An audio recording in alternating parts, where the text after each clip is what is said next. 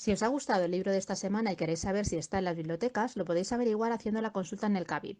El CABIB es el Catálogo Bibliográfico de las Islas Baleares, un proyecto de cooperación bibliotecaria que tiene como objetivos ofrecer a todas las bibliotecas de las Islas Baleares un sistema común de gestión bibliotecaria y permitir a los ciudadanos poder acceder a toda la información bibliográfica de las islas a través de un mismo entorno desde cualquier biblioteca y desde cualquier ordenador conectado a Internet.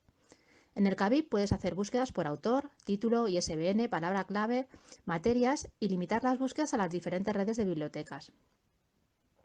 Además, desde esta página puedes acceder al área de usuarios registrados con tu número de usuario y el PIN, hacer sugerencias y recomendaciones.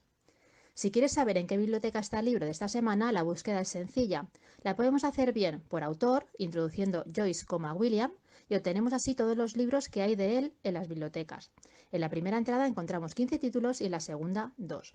O bien por título, introduciendo Fantásticos libros voladores sin el artículo, y tampoco es necesario poner el título entero.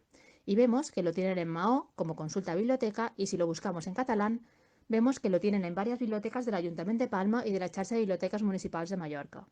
Con ambas búsquedas sabemos en qué biblioteca está y si está disponible.